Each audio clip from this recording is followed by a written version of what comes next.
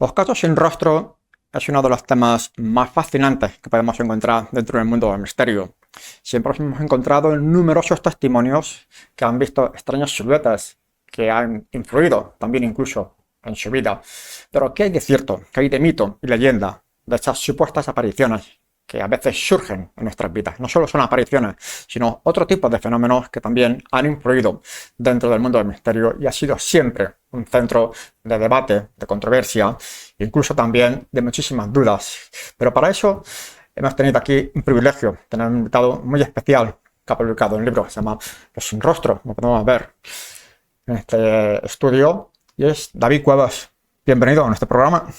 Bien hallado, muchas gracias, Ángel. Encantado de estar aquí, bueno, pues para hablar de estos misterios de casa, o bien de casa propia o bien de casa ajena, pero bueno, al fin y al cabo, esos asuntos que tanto nos fascinan, que tanto nos gustan, que tienen que ver con el mundo de lo insólito. Bueno, gracias, David. Pero te voy a hacer una primera pregunta. ¿Por qué has decidido escribir este libro sobre los sin rostro?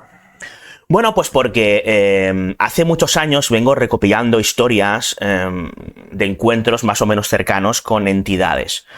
Y me di cuenta de que había un paralelismo muy interesante, y es que la mayoría de esos avistamientos, de esos encuentros, coincidían en un detalle muy concreto y, por qué no decirlo, Ángel, un tanto escabroso. Y es que a esa suerte de entidades no se les ve, por parte de los testigos, no se les ve el rostro. Entonces, bueno, pues con un arranque de nula originalidad se me ocurrió, pues como un simple y puro recurso narrativo, denominar a este tipo de encuentros como los sin rostro. Estuve recopilando varios de estas historias durante aproximadamente un lustro y aparecieron pues recopiladas en este libro que veía la luz hace ya pues casi 3 años, los sin rostro, en el que, bueno, hay 3 partes diferenciadas. Por un lado están los casos que antes comentábamos, que tienen lugar, pues por ejemplo, en la intimidad de la habitación o en cualquier punto de la casa y fuera de ella, en carreteras, en descampados, en cualquier tipo de edificio.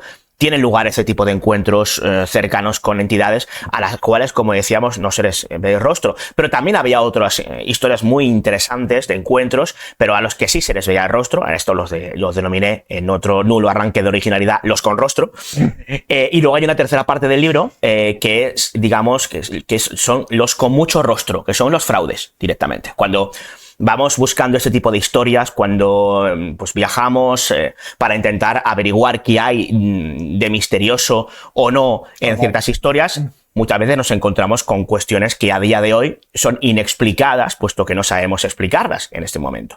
Pero hay otras tantas que nos damos cuenta de que tienen más de explicable que otra cosa. Y esto también considero que, como periodista, mi deber es publicarlas, ¿no?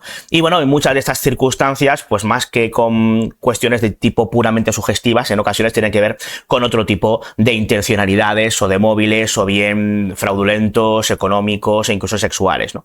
Y ahí es donde entran esta catalogación de estos casos de experiencias con mucho rostro. David, en el momento que tú cerraste el libro, ¿qué piensas? ¿Qué conclusiones habías sacado en esto? ¿Crees que es creíble las historias de esos testimonios que tú has entrevistado? ¿Son creíbles todas las historias? Bueno, claro, el hecho de que yo recopile, no sé si son 130 historias, son más de 100 testigos entrevistados, yo decida, digamos, después de hablar con la persona, de revisar sus relatos, el hecho de que decida publicarlos es porque considero que obviamente la persona que los ha vivido cree haberlos vivido. Claro, yo esto siempre lo digo, tampoco soy un polígrafo con patas, ¿no? O sea, yo desconozco lo que realmente ha visto la persona, puesto que lo que tenemos principalmente en este tipo de historias, hay excepciones, pero principalmente lo que hay son testimonios humanos, ¿no? Entonces, cuando yo hablo con la persona que me facilita una de estas experiencias, puesto que todo lo que yo publico en este tipo de libros son historias que yo mismo he recopilado, que yo mismo, en las que yo he indagado, o personas con las que he hablado de forma directa, bueno, obviamente, aunque no seamos, digamos, una suerte de radares exactos, sí que después de muchos años recopilando este tipo de experiencia, yo llevo ya más de 2 décadas, Ángel, pues esta suerte de radar, bueno, pues va mejorando, y yo creo que más o menos nos percatamos de si la persona que nos está contando lo que nos está contando, no sé si ha vivido lo que dice haber vivido, pero cree haberlo vivido, está convencido de haberlo vivido. Entonces, bueno, pues para mí, obviamente, tienen toda la credibilidad que merece, bueno, pues el testimonio humano, siendo lo que es, siendo el testimonio humano y siendo estas experiencias narradas de la forma en la que estas personas quieren haberlas vivido. Y esos testimonios que muchas veces hemos visto, a lo mejor hemos estado influidos por el mundo del cine muchas veces, vemos unas figuras extrañas. En esos testimonios, ¿cómo sería esa aparición estándar, en líneas generales? Pues es complicado, porque una de las cosas que descubrí es que, aunque hay una serie de paralelismos en algunas de ellas, esos paralelismos desaparecen en otras tantas. Por ejemplo, entidades, como decíamos, a los que no se le ve el rostro, es algo muy habitual. Pero luego, por otro lado, tenemos otras a las que se les ve perfectamente el rostro. A veces son más translúcidas, a veces son más claras, a veces son más altas, a veces más bajas, a veces son más finas, a veces más gruesas. Me he encontrado con todo tipo de catalogaciones, bueno, pues reportadas por personas que dicen haberlas visto, insisto, de forma directa, con lo cual es complicado. Es verdad que hay paralelismos, y es que la mayoría de los encuentros cercanos que tienen lugar, sobre todo en la intimidad de nuestras alcobas, suelen tener lugar a una hora aproximadamente cercana a las 3 de la madrugada. Es muy habitual escuchar aquello de ¿serían entre las 3 y las 4 o serían sobre las 3 de la mañana, 3 y media? Es algo que me llamó la atención, ¿no? Luego, por ejemplo, sí que es verdad que normalmente esas entidades no se comunican con el testigo, pero en otras ocasiones sí que dan una suerte de mensajes. A veces incluso parece que mantienen diálogos cuando son más de una entidad, pero son diálogos que se difuminan con eso. Es como una radio mal sintonizada, para que nos entendamos, ¿no? Entonces, es muy complicado encontrar paralelismos en este tipo de historias, puesto que cuantas más historias de estas características recopillas, más te das cuenta de que los paralelismos en ocasiones están precisamente la norma está para romperla, ¿no? Y es muy difícil encontrar al ser arquetípico, porque si hablamos, por ejemplo, de arquetipo de fantasma, nos encontraríamos, Ángel, con la sábana y la cadena, ¿no? Y la bola negra. Y yo no sé tú, pero yo no he conseguido todavía ningún caso de estas características, ¿no? Entonces, lo de los arquetipos es muy interesante y podría explicar algunas cuestiones, o cómo el testigo que ha vivido algo hace mucho tiempo llega a compararlo con otras cosas que ha visto posteriormente. Eso es inevitable, porque la gente pues ve la televisión, va al cine, o lee libros, o lee cómics, ¿no? O ve series. Pero algo me dice, Ángel, que la inmensa mayoría de estas circunstancias, que yo he recopilado al menos, son primigenias. Creo que la persona te cuenta lo que ha visto. Puede variar mínimamente si a lo mejor el ser, en vez de medir 2 metros, medía 1,90. Puede variar si en vez de ser muy delgado quizá no era tanto, o si el grosor del brazo o la longitud del mismo es más o menos que como realmente sucedió. Pero lo que yo creo, sinceramente, es que lo que nos cuentan es muy cercano, muy aproximado a lo que realmente han vivido, independientemente de la contaminación cultural previa que puede haber habido por parte de ese testigo en lo que respecta a este tipo de casuística. Claro, efectivamente, estabas contando muy bien, David, estabas contando unas experiencias realmente increíbles. Pero fíjate que muchas personas, aquellos testimonios que han sido, digamos, testigos de esas supuestas apariciones que han visto, ¿cómo lo han influido después en la vida? ¿Han cambiado su forma de ver o siguen con normalidad? Pues es una muy buena pregunta, Ángel. La verdad es que algo de lo que pecamos los periodistas, hay que ser también autocrítico en ese sentido, es que muchas veces nos interesamos por una historia, la recopilamos, damos las gracias, pedimos permiso para publicarlas y ahí se queda. Normalmente no solemos hacer un seguimiento de cómo, digamos, ha terminado, digamos, integrando esa experiencia el testigo, o cómo ha conseguido superarla en caso de que ésta sea traumática, que es el caso de la mayoría de ellas. Sí que he hecho seguimiento de alguno de estos casos, pero reconozco que por una cuestión... Puede ser traumático en muchos casos, ¿no? Claro.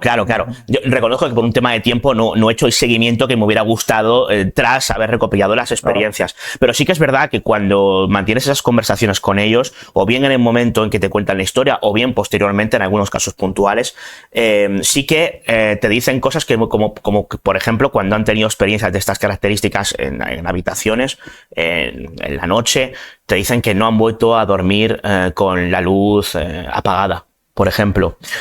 Algo que, por ejemplo, respondiendo un poco a la pregunta que hacías antes también, cuando definen aquello que veían, ¿no? De forma más o menos nítida, pero en la oscuridad, bueno, ¿cómo estás tan convencido de lo que estás viendo? O cómo eres capaz de definirlo con tanto detalle si la habitación estaba oscura. Y responden habitualmente porque aquello era más oscuro que la propia oscuridad, por ejemplo, ¿no? Claro. Entonces, sí que es cierto que en estos hechos, que como antes comentábamos, pueden ser traumáticos para los testigos, va mermando ese trauma con el paso del tiempo, pero en rara ocasión desaparece. Yo he entrevistado a testigos que se han encontrado con entidades bastante extrañas. Por ejemplo, recuerdo una persona de un pueblo de Guadalajara que con un buen amigo, también de aquí de la zona, como es Cristian Puig, sí, recopilamos una historia en la que él definía cómo estando dormido, él de repente despertaba y veía como unas entidades bastante altas y a su vez bastante corpulentas, eran 3 entidades concretamente, entraban en la habitación, estaban ataviados con una suerte, digamos, de ropaje, con una tela que a él le parecía una tela muy gruesa, grisácea, con capucha, y esos seres se le acercaron, y uno de ellos le dijo: volveremos en 2 días. ¿No? Y entonces de repente salía una especie de humo de esa capucha y desaparecían los seres. 2 días después volvieron, por ejemplo. Y él lo que cuenta es que le hicieron levantarse, le acompañaron por el pasillo, salieron de la casa y entonces cuenta un complejísimo proceso de presunta abducción por parte de esos seres. Yo recuerdo a Ángel como contándonos esta historia, este hombre se nos derrumbaba y lloraba diciendo: yo quiero saber qué ha pasado. Yo necesito saber por qué me han elegido a mí, por qué ha pasado esto, porque no he parado de, digamos, recuperar ese recuerdo que se ha convertido en algo muy descorazonador. No tanto por el miedo que pasó al comienzo, porque luego la experiencia fue mutando a algo más o menos agradable, sino por la incertidumbre de saber cuáles eran las motivaciones de esos presuntos seres. Él consideraba que podían ser de tipo extraterrestre, ¿no? Y esta parte de testimonio, observo yo un pequeño detalle cuando yo estoy investigando, como buen investigador, como bien sabe David, que he observado que a las personas que se les suelen aparecer esos espectros han tenido recientemente una tragedia, la mayor parte. Parece que hay una especie de vínculo, una forma de comunicarse, de manifestarlo, le hace un efecto psicológico o algo. Yo particularmente tendría que echar vista, porque son cientos de testimonios entrevistados, para saber si ha habido algún tipo de desgracia. Sí ha habido algunas historias, pero han sido premonitorias. Quiero decir, por ejemplo, personas que se aparecen en mitad de la noche, normalmente mitad de la noche tienen, digamos, esa manía, y hola, simplemente no quiero que tengas miedo, simplemente decirte que he venido a despedirme, les dicen a los testigos, ¿no? Testigos que en ocasiones ni siquiera saben muy bien de quién se trata. En otras lo tienen muy claro porque lo reconocen como un familiar o alguien de su entorno cercano. En los segundos casos, bueno, pues lo que pasa es que horas después reciben una llamada diciendo que esa persona ha fallecido.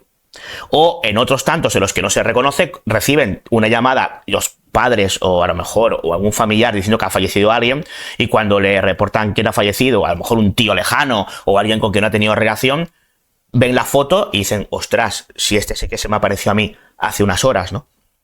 Entonces, ahí sí que hablamos de algo, una desgracia, como puede ser el fallecimiento de alguien que se manifiesta aparentemente de manera premonitoria. Pero en lo que respecta a desgracias, no sabría decirte realmente si hay un paralelismo entre este tipo de encuentros con entidades extrañas y desgracias a posteriori. También podríamos decir que, bueno, puede tener cierta lógica cuando esos encuentros son repetidos, porque desgracias, por desgracia, valga la redundancia, pues suceden de forma habitual, sino de forma muy directa hacia nosotros, hacia nuestros seres queridos, ¿no? O sea, es normal que se nos muera un abuelo o que alguna familia tenga un accidente por una cuestión azarosa, ¿no? Entonces, yo no he encontrado ese paralelismo claro, digamos, y diáfano entre esos encuentros y esas presuntas desgracias posteriores. Mirando tu libro, Los sin rostro, es un trabajo magistral, tengo que felicitarte. Es un trabajo de periodismo, de investigación, de verdad. A mí me ha gustado mucho. Muchas gracias. Hay 2 gracias. temas que para mí los puedo considerar 2 temas estrellas. Eso es Garabandal. ¿Crees que hubo ahí una aparición mariana o fue algo totalmente diferente, para tu opinión? Uf, esa Bueno, pregunta. esto es complicado. Realmente, Eso es complicado. realmente es un tema largo, ¿no? Eso es complicado de resumir. Claro. Eso es a ver, En pocas palabras, claro. en pocas palabras, Wow. yo tengo que serte sincero, yo no sé lo que pasó porque yo no estuve allí, pero sí que tuve la oportunidad de, junto al compañero que antes citábamos de aquí de la Tierra, Christian Puig, Claro. de entrevistar a Maricruz, que es una de las testigos directa, una de las videntes originales de las famosas apariciones de San Sebastián de Garabandal, ¿no? A primeros de los años 60. Bueno, a ver, es interesante porque Maricruz lo que nos cuenta es que ella no tiene claro si lo que realmente vieron lo vieron o se lo habían terminado imaginando con el paso del tiempo. O habían terminado, digamos, bueno, pues rellenando los huecos, ¿no? Entonces, bueno, ella nos cuenta cosas muy reveladoras que siempre se han contado sobre las apariciones de Garabandal, como esta suerte, digamos, de movimiento, ¿no?, hacia atrás de las niñas en zonas pedregosas, que decían, no, si eso lo hacíamos como algo habitual antes de las apariciones, no sabíamos esos terrenos de memoria, por ejemplo, y otros tantos. También le pregunté por esa cuestión, que hay quien relaciona esas presuntas apariciones con apariciones más del folclore ufológico, por ejemplo, También. y me dijo que vamos, que no tenía nada que ver y que quien dijera eso no tenía ni puñetera idea, básicamente me lo dijo, no sé si con estas palabras o con otras un poco menos suaves, ¿no? Entonces, bueno, ¿qué pasó en Garabandal? Yo creo que la clave está en Conchita. Buena conclusión. Y yo lo dejaré ahí. Creo que, porque es algo que está en curso, ¿eh? Todavía tengo varias cosas pendientes en lo que respecta a Garabandal, una muy concreta, una gestión que me gustaría hacer cuanto antes, de una pista que estuve siguiendo y sobre la que me puso un compañero. Entonces, no sabemos con seguridad qué sucedió en Garabandal. Tenemos todo lo que se ha escrito, todo lo que se ha contado, pero me da la impresión de que Conchita tuvo un factor determinante más allá de ser la aparente elegida por la señora, por la Virgen. Interesante. Garabandal es un tema realmente muy amplio que hay que contar algún día. Algún día lo tendremos aquí sobre la mesa. Y también, como no, es inevitable recordar un poco un caso que marcó mucho a la sociedad y tuvo muchos debates de todos los foros, en las radios, los programas de podcast, que es el expediente Vallecas. También, también buen trabajo, o sea, una investigación honesta, también, hay que decirlo. Y el expediente Vallecas, pues si alguien no lo recuerda, fue un caso que empezó con una ouija. ¿Y qué pasó? Vale, pues voy a intentar resumir. Es complicado, pero bueno, el expediente Vallecas, básicamente, yo creo que muchas de las personas que te siguen habrán escuchado hablar del tema, y si no les suena, le decimos la película Verónica, de Paco Plaza, que está en Netflix. Entonces alguno dirá, sí la he visto. Bueno, pues esta película Verónica está ligeramente inspirada en los hechos que sucedieron en el caso Vallecas, que comienza cuando, como bien decías, una chica adolescente de 17 años, Estefanía Gutiérrez Lázaro, realiza una ouija en el instituto y, bueno, pues a raíz de la cual empieza a comportarse de forma extraña. Esto según, digamos, la historia canónica, la historia oficial, ¿vale? Ella finalmente acaba falleciendo. Hay quien dice que falleció después de hacer la ouija. Bueno, la realidad es que la chica fallece año y medio después de la ouija, después de desarrollar una suerte de comportamientos extraños que hay quien considera que tenían que ver con una posesión paranormal y otros que consideran que tenían que ver con una incipiente epilepsia, ¿no? Bueno, el caso es que cuando fallece, los fenómenos aparentemente sobrenaturales que tienen lugar en esa pequeña casa de Vallecas, donde la chica, junto a sus hermanos, junto a sus 5 hermanos y 2 padres vivía, empiezan a recrudecerse hasta el punto de que una noche llaman a la policía para que la policía venga a atestiguar lo que está sucediendo, y en la policía se redacta un parte de incidencias. Pues el inspector José Pedro Negri estaba un poco dudoso el parte de incidencias, ¿no? Sí, va narrando primero lo que dice la familia que ha sucedido, eso por un lado. El propio parte, digo, y luego lo que aparentemente sucedió, ¿no? Claro. Bueno, el caso se hace muy mediático a raíz de la publicación de este parte de incidencias que consigue el investigador Manuel Carballal, y bueno, se han corrido muchos ríos de tinta. ¿Qué sucede? Que siempre me interesó este caso desde adolescente, me daba mucho miedo, Ángel, las cosas como son. Y cuando tuve la oportunidad de entrevistar en varias ocasiones a alguno de los protagonistas, resulta que pues llegaron sorpresas en forma de drama social, en forma de sugestión, y dando un vuelco de 180 grados a lo que siempre se nos había contado sobre este caso Vallecas. Publiqué una entrevista en Crónica El Mundo, muy polémica, a 2 de los hermanos, a Max y Ricardo, explicando esta otra perspectiva más humana del caso que no era conocida, y luego posteriormente pues junto a los compañeros Manuel Carballal y Juanjo Sánchez Oro, llevamos a cabo una investigación bastante pormenorizada, periodísticamente hablando, de asunto Vallecas, llegando a conclusiones que yo creo que son muy interesantes y que iban en la línea de lo que ya nos adelantaban estos dos hermanos, estos dos, digamos, protagonistas de la historia, Max y Ricardo, en lo que respecta a que quizá, más que una cuestión paranormal, fue una cuestión puramente social. Claro. Interesante lo que nos ha contado David. Hay que tomar nota de este caso que siempre está sobre la mesa del misterio. Sí, Que de hecho también, en el libro, bueno, ahí tenéis claro, el documento completo, tenéis fotografías, tenéis toda la historia todo. muy resumida, porque es muy complicado resumir. Para que te hagas una idea, o los telespectadores, la investigación que llevamos a cabo por Dimensión Límite tuvo lugar como resultado un podcast de 12 horas. No. Y nos dejamos cosas, ¿eh? Entonces es muy complicado resumir, pero es un tema obviamente fascinante. Estamos hablando del caso paranormal más importante de la historia de España, o con más relevancia, con el permiso del Palacio de Linares, que se quedó atrás hace años a ese nivel mediático, y con el permiso de las Caras de Belmez, ¿no? El caso, el expediente Vallecas, máxime a raíz del éxito de la película Verónica, se ha convertido en el caso paradigmático, digamos, de lo paranormal en España, pese a que cuando hicimos la investigación descubriramos que de paranormal quizá tenía más bien poco, ¿no? Estupendo. Y David, ¿cuáles son de los testimonios que tú has hecho aquí en este trabajo de los sin rostro? ¿Cuál es el caso que más te has impresionado? Ostras, esa Si pregunta tuvieras que elegir a uno, es muy complicada, es muy complicada. Hay muchísimos casos. cada uno tiene su particularidad. Claro, mira, por poner una nota un poco más positiva, porque estamos hablando de circunstancias muy tremendas, ¿no? El drama social de Vallecas, con todo lo que lleva detrás, ¿no? No tanto la carga paranormal, sino la carga humana, ¿no? Y no precisamente para bien. Y otras cuestiones que hemos ido comentando que dan como muy mal rollo, ¿no? Esas entidades sin rostro que aparecen y tal. Sí que en el libro, por ejemplo, cuento historias que son un poco más positivas, que entran quizá más en el segundo apartado de entidades con rostro. Y hay, por ejemplo, casos de encuentros, bueno, con entidades muy llamativas. Te cuento uno muy rápido. Una persona, Cara, me explica cómo, bueno, pues en una ocasión ella le detectan se encuentra mal y detectan un tumor que tiene muy mala pinta. Ella, pues muy compungida, va a una iglesia concreta de Madrid y va a rezar. Entonces hay un sacerdote, ¿no? en el concesionario, que le hace un gesto con la mano de que se acerque. Ella se acerca y entonces le pregunta qué te pasa. Pues mira, ha pasado esto. Y dice, no te preocupes, no te apenes.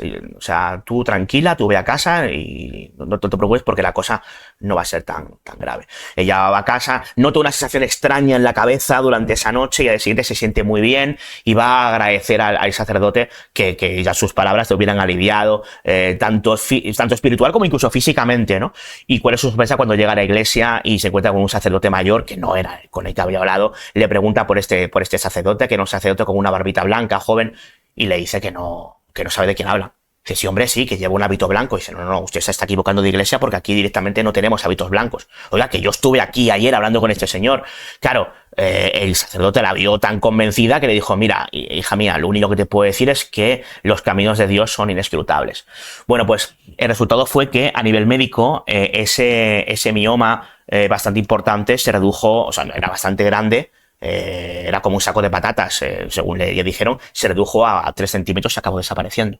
Entonces esta persona considera que el encuentro que tuvo no fue azaroso y que no fue con alguien de este mundo, que fue con algún ser angélico, que no solamente, digamos, la alivió con sus palabras, sino que incluso la curó físicamente hablando, un cáncer de estas características. ¿Estamos hablando de una remisión espontánea, que a ver los ailas, aunque sean una entre 1.000.000, o hablamos de algo, digamos, más difícil de explicar? Eso ya lo dejo a juicio de los telespectadores. Pues yo voy a contar una historia. Te voy a contar una historia que también lo publiqué en Valencia Misteriosa, de supuestos sin rostro, también, en un conocido hospital, el hospital de Portaceli, también cerquita de aquí de Valencia, que nos cuentan algunos trabajadores algo curioso que ocurre solamente en la primera planta. Aseguran muchos pacientes que acaban de ingresar, es un hospital de fase terminal, normalmente la mayor parte de los pacientes, que a menudo les suele visitar una monja, en el cual le da una cierta paz, una cierta comodidad. De repente le pregunta a los enfermeros que dónde estaba esa monja que le había dado tanta paz, mientras los enfermeros y enfermeras le aseguraban que en este hospital no trabajaba ninguna monja. Y es algo repetitivo, en muchos pacientes ha ocurrido, no solo un testimonio, ha ocurrido en muchos testimonios que no se conocen entre nada y han repetido la misma historia. Sí, es algo curioso. sí, no. Podría ser un aspecto, digamos, psicológico, existe en el hospital un miedo o algo, no lo sabemos lo que ocurre.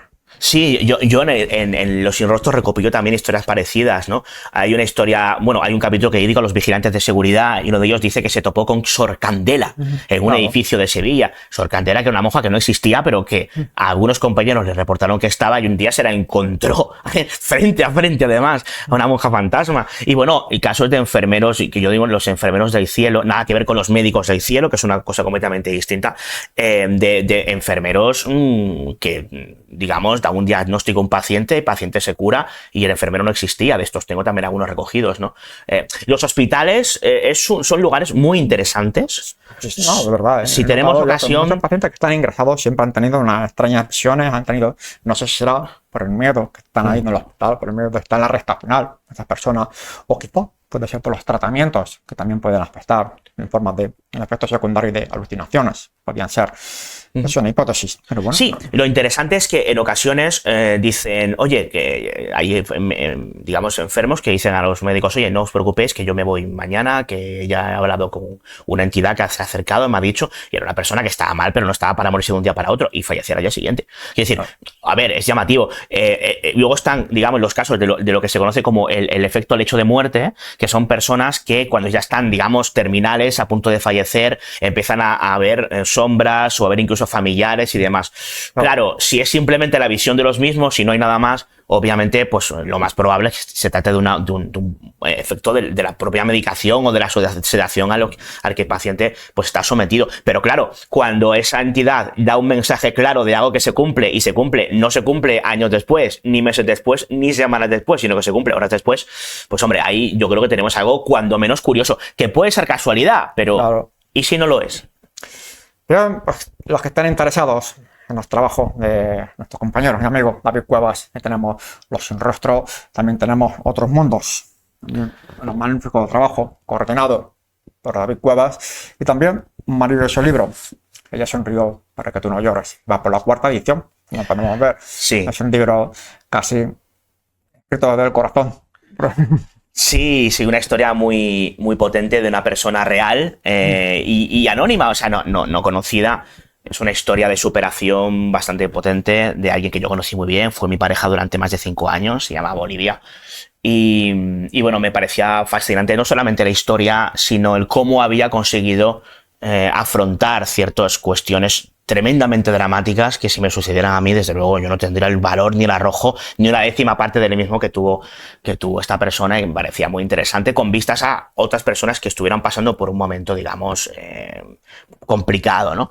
Y de ahí surge Ella sonrió para que tú no llores, que es un libro cuyos derechos de autor van directamente para 2 causas benéficas, para Alcer, que es la fundación de ayuda a los enfermos renales crónicos, y a La Camada, que es una protectora de animales, que eran las 2 causas por las que Olivia lucha más, ¿no? Por un lado, intentando concienciar a las personas de que se hicieran donantes de órganos, porque pueden salvar muchas vidas, y luego, por otro lado, la causa animalista, de la que ella era, pues, absoluta acreedora, ¿no? Pues muy bien, David, muchas gracias por contar estas historias, por estar aquí en nuestro programa de Misterios de Casa. Y nosotros nos dejamos aquí con estos espectros que nos ha contado David, con unas poquitas historias, unas posibles causas también de esas supuestas apariciones. Y los esperamos en el próximo programa. No se lo pierdan, aquí, Misterios de Casa.